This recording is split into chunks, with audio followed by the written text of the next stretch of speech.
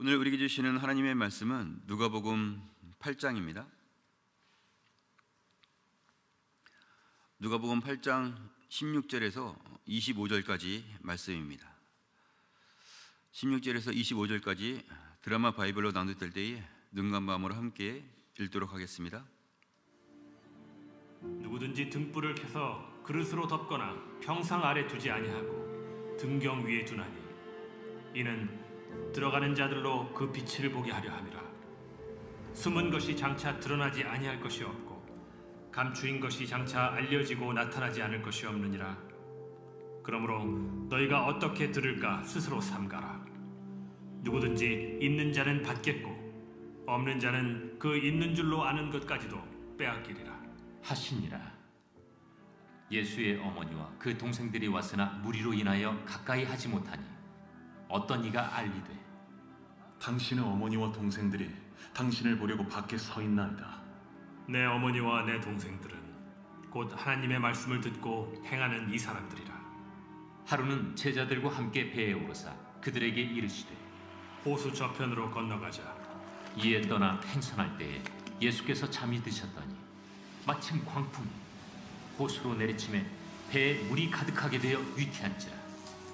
제자들이 나와 깨워 이르되 주여 우리가 죽겠나이다. 한데 예수께서 잠을 깨사 바람과 물결을 꾸짖으시니 이에 그쳐 잔잔하여지더라. 너희 믿음이 어디 있느냐? 그들이 두려워하고 놀랍게 여겨 서로 말하되 그가 누구이기에 바람과 물을 명함에 순종하는가? 아멘. 오늘 말씀의 제목은 예수를 나타내는 자입니다. 오늘 말씀에는 세 가지 내용이 기록되어져 있습니다. 세 가지 내용은 각각 다른 내용을 하고 있지만 여기에서 예수님의 마음은 한 가지를 가르쳐주고 있습니다. 이 시간은 예수님의 마음을 함께 알아보고 우리들이 예수를 나타내는 자의 그런 삶으로 살아갈 수 있기를 주님의 이름으로 축복합니다. 먼저 첫 번째 내용은 등불은 등경 위에 두어야 한다는 말씀입니다. 16절 말씀에 누구든지 등불을 켜서 그릇으로 덮거나 평상 아래에 두지 아니하고 등경 위에 두나니 이는 들어가는 자들로 그 빛을 보게 하려 함이라 했습니다. 등불을 켜서 그릇으로 덮어두거나 또 평상 아래에 두는 사람은 없을 겁니다. 등불을 밝히는 이유는 어두운 곳을 밝혀서 어디에 무엇이 있는지 훤히 보고 알기 위해서입니다. 어두워서 보이지 않는 곳에 있다 하더라도 이 등불이 밝혀지게 되면 그 어둠에 있던 것들은 훤히 다 드러나게 되어 있습니다. 그런데 사람들은 자신이 어두운 곳에 감춰져 있으면서도 괜찮다라고 생각을 하며 살아가고 있습니다. 하나님이 다 알고 계시는데 혼자만의 세상을 살아가면서도 그러한 인생이 외롭고 분명히 어려운 인생인데도 자기 스스로는 이렇게 살아가는 것이 맞다라고 착각을 하며 살아가고 있습니다. 우리 인생을 바꿔줄 수 있는 분은 예수님밖에 없는데 세상에서 빛을 찾으려고 하고 세상에서 만족을 하려고 하고 있습니다. 그러나 세상에는 참빛이 없습니다. 그래서 세상 것으로는 우리 영혼이 만족할 수가 없는 겁니다. 참빛 되시는 예수님이 다시 오시면 이러한 모든 어둠에 있는 사람들이 다 드러나게 될 텐데 그 날에 오기까지 웅크리고 빛 가운데 나오려고 하지를 않고 있습니다. 우리는 그런 어리석은 자가 아니라 빛 가운데로 나아가는 자가 되어야 하겠습니다. 빛 되시는 우리 주님은 어둠이 물러가게 하고 사랑으로 우리를 품어주실 것입니다. 주의 빛을 보는 자마다 그 영혼의 행복과 만족함을 얻게 될 것이니 빛 가운데 거하여서 자유롭고 힘있는 그런 인생이 되어야 하겠습니다. 요한복음 12장 46절에 나는 빛으로 세상에 왔나니 물은 나를 믿는 자로 어둠에 거하지 않게 하려 함이로라 하고 말씀하셨습니다. 생명의 빛 되시는 예수를 의지하고 믿는 자가 되어서 빛 가운데 거하는 저와 여러분의 삶이 될 수 있기를 바랍니다. 요한일서 1장 7절에 그가 빛 가운데 계신 것 같이 우리도 빛 가운데 행하면 우리가 서로 사귐이 있고 그 아들 예수의 피가 우리를 모든 죄에서 깨끗하게 하실 것이요 하고 말씀하셨습니다. 세상 가운데 있으면서 어둡게 살아가는 것은 죄악 가운데 거하는 것입니다. 우리들은 예수의 피로 말미암아 모든 죄를 용서받은 하나님의 사람이니 그런 예수의 피를 진정 믿는 자가 되어서 하나님의 자녀된 권세로 살아가는 자가 되시기를 바랍니다. 따라서 우리는 우리 인생의 등불 되시는 그런 예수를 나타내는 삶을 살아갈 수 있어야 하겠습니다. 두 번째 내용은 예수님 주변에 아주 많은 사람들이 몰려 있었는데 예수님의 어머니와 동생들이 찾아오게 되었습니다. 그런데 그곳에 사람들이 너무 많아서 직접 만나보기가 어려울 만큼 너무나 많은 사람들이 몰려 있었습니다. 그래서 어떤 사람이 예수님에게 당신의 어머니와 동생들이 찾아왔으니까 만나보라고 밖에 기다리고 있다라고 알려주게 되었습니다. 그런데 예수님의 대답은 좀 이상한 대답을 하셨습니다. 예수님은 내 어머니와 내 동생들은 곧 하나님의 말씀을 듣고 행하는 이 사람들이라 하고 말씀을 하셨습니다. 이런 예수님의 대답은 내 어머니와 동생들은 다 필요가 없다, 그런 말은 아닙니다. 예수님은 하나님의 사람들을 구원하러 오셨고 예수 그리스도를 통하여 구원받는 한 사람 한 사람이 곧 내가 사랑하는 자요, 예수님이 이 땅에 오신 목적이기 때문에 그러한 말씀을 하신 것입니다.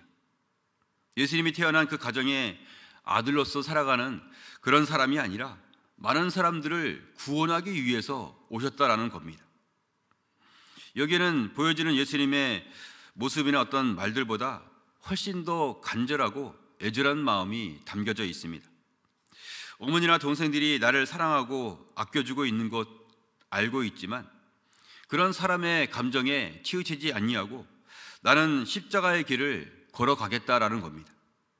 누가 뭐라 해도 누가 울부짖어도 나는 반드시 하나님의 백성들을 구원하기 위해서 자기의 생명을 내어놓을 그런 결심을 이미 하고 있었다라는 것이죠. 마태복음 20장 28절 말씀에 인자가 온 것은 섬김을 받으려 함이 아니라 도리어 섬기려 하고 자기 목숨을 많은 사람의 대속물로 주려 함이니라 하고 말씀하셨습니다. 예수님은 그 근본이 하나님이시고 창조주가 되시지만 죄인밖에 되지 않는 그런 한 영혼들을 위해서 직접 죄악된 이 땅에 내려오신 그런 사랑의 하나님이십니다. 자기의 생명을 직접 내어주려고 오신 것이죠. 그리고 그 마음 그대로 모든 사역 가운데서 진실로 사랑하고 섬기는 모습을 나타내 보여주셨습니다.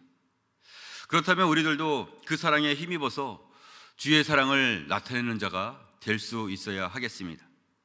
나의 생각, 나의 판단이 아니라 내가 좋아하는 사람, 내가 특별히 생각하는 그런 생각이 아니라 하나님이 구원하고 싶어하는 한 영혼을 위해서 나의 것을 내려놓을 수 있어야 하겠습니다. 마태복음 5장 16절에 이같이 너희 빛이 사람 앞에 비치게 하여 그들로 너희 착한 행실을 보고 하늘에 계신 너희 아버지께 영광을 돌리게 하라 말씀하셨습니다. 우리가 예수 그리스도를 통하여 생명의 빛을 얻었다면 그 빛을 또 다른 사람에게 비추는 자가 되어야 하겠습니다.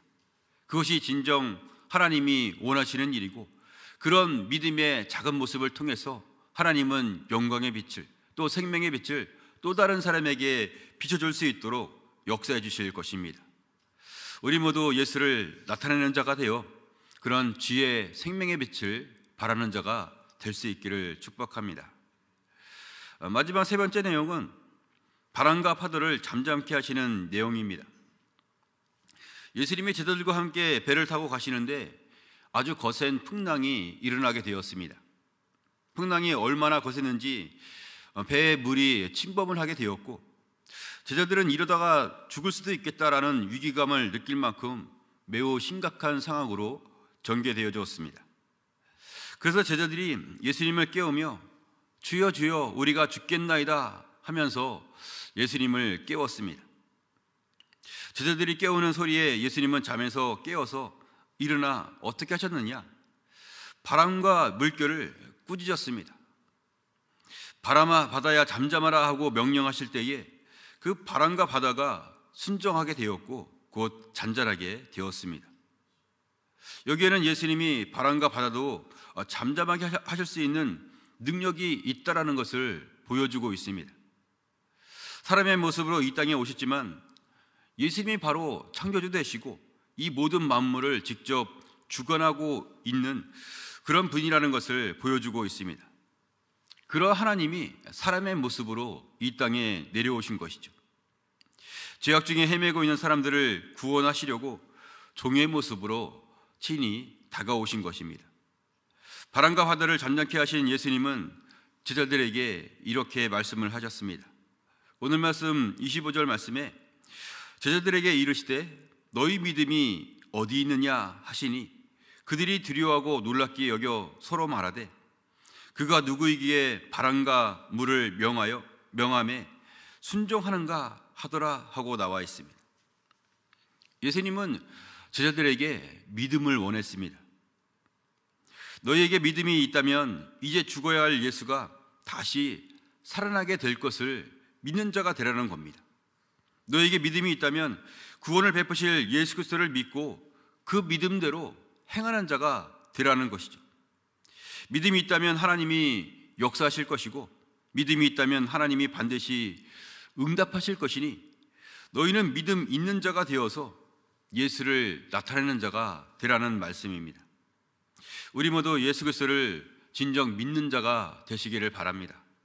예수 안에 구원의 길이 있고 예수 안에 진리의 말씀이 있고 예수 안에 영원한 생명이 있는 줄로 믿습니다. 요한복음 14장 6절 말씀에 예수께서 이르시되 내가 곧 길이요 진리요 생명이니 나로 말미암지 않고는 아버지께로 올 자가 없느니라 하고 말씀하셨습니다. 우리들은 예수 그리스도를 믿는 자가 되어서 예수를 나타내는 삶을 살아갈 수 있어야 하겠습니다. 우리가 그런 예수를 나타낼 때에 주의 나라와 영광이 우리에게 임하게 될 것입니다. 말씀을 정리하겠습니다. 오늘 말씀은 예수를 나타내는 자는 어떤 사람인지 함께 알아보았습니다.